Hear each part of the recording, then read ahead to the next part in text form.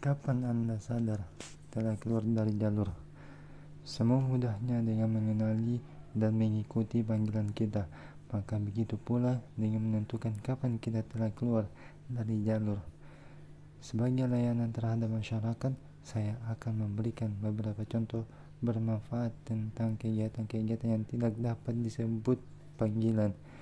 Kerja keras yang menyiksa diri, kerja yang menekan, ritual yang memalukan, rutinitas yang monoton, membosankan, dan tak mengenakan, kerja yang tak memberi kepuasan, tantangan, inspirasi, dan kesenangan, kejemuan yang melelahkan, menegangkan, dan berlama-lama, kerja keras banting tulang, latihan-latihan tak berguna, melakukan sesuatu yang tidak ingin Anda lakukan. Berpikir bahwa untuk sukses kita harus benar-benar bekerja. Sayangnya, kebanyakan orang tidak menemukan panggilannya karena mereka bahkan tidak mau repot-repot mencari. Mereka begitu tenggelam dalam kerja keras, melakukan apa yang menurut orang lain memang harus dilakukan, sehingga tak pernah berhenti sejenak untuk sekedar berpikir pasti ada pilihan lain yang lebih baik. Alih-alih orang-orang ini mengejar uang yang menghukum mereka dengan kerja keras, frustasi, dan tidak bisa mengaktualisasikan diri. Ini sangat menyedihkan karena segala sesuatu yang diinginkan orang-orang seperti ini sebenarnya dapat diraih dengan mudah. Dengan hanya mengikuti kebahagiaan tertinggi mereka, mereka dapat membuka kekuatan terbesar yang mereka miliki, memberi sumbangsi besar pada dunia secara umum, meraih kesuksesan gemilang tanpa banting tulang, dan takkan pernah perlu bekerja lagi. Divine Commedia Dante. Di tengah perjalanan hidup kita, aku menemukan diriku tersesat di hutan belantara. Jalan yang benar sungguh tak mampu kutemukan. Dalam alegori yang melukiskan suasana krisis yang dialaminya di pertengahan hidupnya, Dante, penyair Italia abad ke-13, tersesat di tengah hutan, menyadari adanya 3 ekor binatang buas yang mengancam seekor singa ambisi, seekor macan kumbang nafsu, dan seekor serigala betina ketamakan, sedang mengejar tepat di belakangnya. Masing-masing membayangkan Dante sebagai santapan makan siang yang sempurna. Untuk melarikan diri dari ancaman ini, dia mendaki bukit, namun binatang-binatang tadi sudah makin dekat. Putus asa, Dante pun memohon pada Tuhan untuk mengirimkan bala bantuan. Doanya dijawab Tuhan dengan mengirimkan roh Virgil, penyair kuno yang telah meninggal lebih dari 1000 tahun sebelumnya, namun bait-bait syairnya selalu dirujuk Dante. Aku datang dengan membawa kabar baik sekaligus kabar buruk, kata hantu Virgil. Kabar baiknya adalah kamu akan memperoleh jalan keluar, sementara kabar buruknya, jalan keluar itu harus lewat neraka. Ketika mereka melewati tingkat-tingkat neraka, pertama-tama mereka menyaksikan jiwa-jiwa yang menderita karena tidak pernah menemukan tujuan semasa hidup di dunia. Bahkan yang lebih buruk lagi adalah jiwa-jiwa yang pernah membuat kehidupan makin kacau, membiarkan dunia terbuka bagi bencana, kejahatan, dan penderitaan yang lebih besar. Inilah jiwa-jiwa yang paling berdosa. Lebih jauh tentang dosa, jika kamu tidak memanfaatkan potensimu yang terbesar, berarti kamu mengkhianati Tuhan. Lovis Neverson, pematung Amerika 1819 sampai 1988. Peringatan, panggilan Anda hanyalah milik Anda seorang, bukan milik orang lain. Terinspirasi dan tergugah oleh panggilan hidup orang lain memang baik dan boleh-boleh saja, tapi jangan pernah mencoba menjalani hidup orang lain. Jangan pernah mencoba hidup sebagai pelukis jika panggilan hidup Anda adalah menjadi seorang chef restoran. Dalam kata-kata Abraham Maslow, seorang psikolog Amerika yang benar-benar inovatif 1908 sampai 1970, sub terbaik lebih berharga ketimbang lukisan nomor 2 terbaik. Kitab-kitab suci kuno India bahkan menegaskan posisi yang lebih kuat perihal mengikuti dharma dalam hidup ini, yakni setiap orang memiliki panggilan yang unik. Ketika seseorang sudah jujur dan berpegang teguh pada dharmanya, kemakmuran dunia dan kebebasan spiritual akan disodorkan kepadanya, dan segala sesuatu di alam semesta ini dapat dikuasai. Sebaliknya, tidak mengikuti dharma adalah nasihat yang sangat buruk dan tidak pantas diikuti. Karena manusia mampu melaksanakannya, ia pun memiliki dharma yang kendaki tidak banyak memberikan pencapaian, namun jauh lebih baik daripada mengikuti dharma orang lain. Lebih baik mati demi dharma sendiri. Dharma orang lain hanya akan membawa bahaya. Bhagavad Gita bab 3 ayat 35. Teks Veda yang berusia kurang lebih 5.000 tahun. Tujuan hidup kita kesehatan dan panjang umur. Untuk membuktikan pada Anda bahwa Tuhan menginginkan kita menemukan dan mengikuti panggilan kita, pertimbangkanlah hal berikut. Berbagai penelitian telah menunjukkan bahwa orang yang tak punya tujuan dalam hidupnya akan cepat tua. Penelitian ini juga menemukan bahwa faktor terpenting untuk memperlambat penuaan adalah kegembiraan.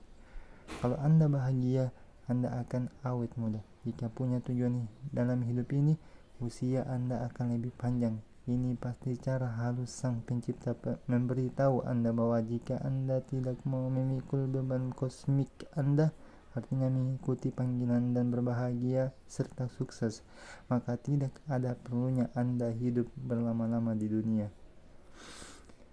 Dengan menambahkan pengetahuan ini ke bab sebelumnya, kita memahami bahwa kebahagiaan yang Anda rasakan ketika melakukan sesuatu bukan saja akan diganjar dengan bayaran uang, tetapi juga Anda akan dapat menikmati buah kesuksesan tersebut lebih lama jika Anda bahagia dan memiliki tujuan.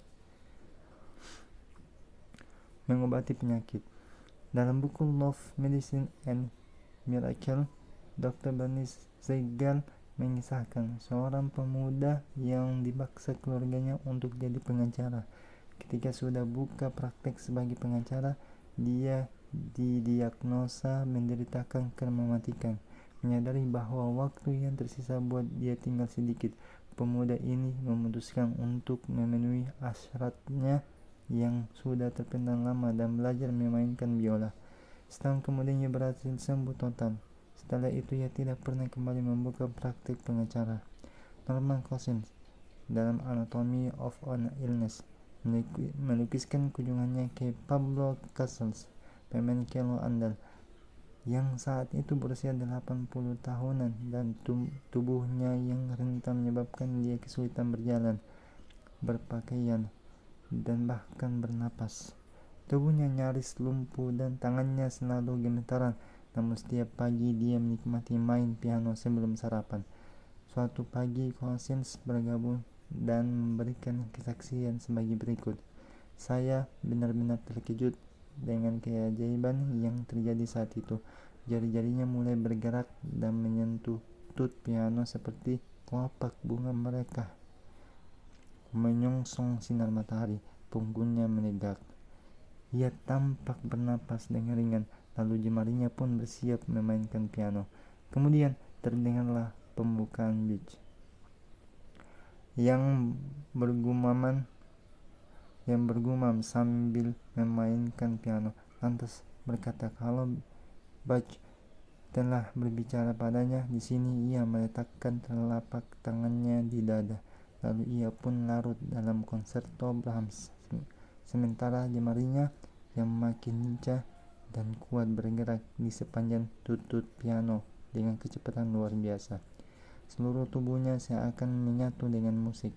Tubuh itu tak lagi lemah dan lumpuh, namun lincah dan bergairah, bebas dari penyangga-penyangga persendiannya. Biokimia kebahagiaan tertinggi. Saran Joseph Campbell agar kita mengikuti kebahagiaan tertinggi akan menerangi jalan yang terbentang di depan kita dengan begitu jelas. Untuk membuktikan hal ini, selain dengan kata-kata indah dan puisi, kita akan mengambil tabung uji coba sains gaya lama untuk memperlihatkan objektivitas keterangan ini. Para ilmuwan telah menemukan bahwa otak secara alamiah menghasilkan neurotransmitter yang disebut endorfin. Endorfin ini mirip morfin karena mampu menghilangkan rasa sakit dan menawarkan perasaan nyaman dan senang. Endorfin ini ajaibnya 30-50 kali lebih kuat dari morfin dan makin banyak diproduksi oleh tubuh manakala kita berpikir dan bertindak secara benar. Renungkanlah sejenak, ketika kita melakukan hal yang benar, sebagai ganjarannya otak akan bekerja cepat memproduksi endorfin. Kita secara biologis telah diprogram untuk mengikuti kebahagiaan tertinggi. Seperti sudah saya katakan, semua ini sudah dirancang. Kesimpulan, kita lahir untuk memuliakan ciptaan. Jika kita bahagia dan punya tujuan hidup, kita akan melakukan pekerjaan yang tepat dan layak sebagai para pemulia ciptaan. Hasilnya, kita akan awet muda, hidup lebih lama dan memperoleh imbalan materi. Jika akan membuat dunia ini menjadi lebih baik. Sebaliknya, jika kita tidak bahagia dengan apa yang kita lakukan, kita sama sekali tidak memuliakannya. Kunci untuk memuliakan ciptaannya terletak pada menemukan sesuatu yang unik, yang begitu menghanyutkan, yang tak dapat ditolak, yang dapat membuat Anda merasa puas sehingga Anda merasa tidak bisa melakukan hal lain. Ketika ini sudah terjadi, Anda akan memuliakan ciptaan dan pencipta sekaligus, dan itu berarti Anda telah berada di jalur yang benar menuju kemuliaan, sebagaimana yang dapat Anda baca dalam bab berikutnya. Berkatilah dia yang telah menemukan pekerjaannya, biarkan dia tidak menuntut berkat yang lain. Thomas Charlie, pengarang Skotlandia, 1795-1881. Bab 7. Performa puncak. Tidak ada yang lebih sederhana dari kebesaran. Sesungguhnya sederhana berarti besar. Ralph Waldo Emerson, penyair Amerika, 1844-1930. Keyakinan yang melandasi buku ini adalah ada kebesaran dalam diri Anda. Setiap orang memilikinya, dan cara terbaik untuk mengembangkan kebesaran Anda adalah dengan menjadi seorang malas, di mana tidak ada kerja dan tidak ada paksaan. Anda hanya perlu bermain-main dan mencintai apa yang Anda kerjakan. Anda hanya perlu mengikuti kebahagiaan tertinggi Anda. Bab ini akan membawa kebahagiaan tertinggi Anda lebih jauh lagi, ke level kesempurnaan. Kita akan menelaah performa puncak dan bagaimana cara Anda dapat mencapainya.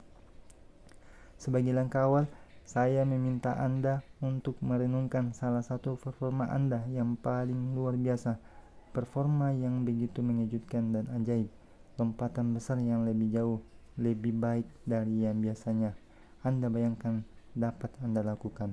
Performa itu bisa berbentuk performa atletik atau ekspresi seni yang begitu dalam, atau prestasi akademik luar biasa. Jangan asal mencoba peristiwa ketika Anda menang. Pilihlah saat Anda luar biasa, ketika Anda bahagia berjalan di atas awan, betapapun singkat waktunya. Sekarang renungkanlah apa yang Anda rasakan ketika Anda berada dalam waktu yang paling luar biasa tersebut, ketika performa Anda berjalan mulus tanpa hambatan. Pernahkah Anda merasakan hal seperti ini? Saya bekerja pada zona euforia. Segala sesuatunya mengalir lancar sesuai harapan saya. Peristiwanya, pertandingan, lagu, ujian, lukisan, pidato, dan sebagainya bergerak lambat. Segalanya tidak lagi berada pada kualitas biasanya dan menjadi begitu jelas. Pikiran saya memang sedikit, tapi jelas dan penuh wawasan. Tiba-tiba saya dapat menangkap setiap detail.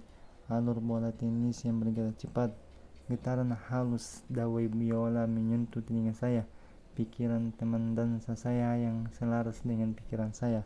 Begitulah yang saya rasakan dalam momen ini.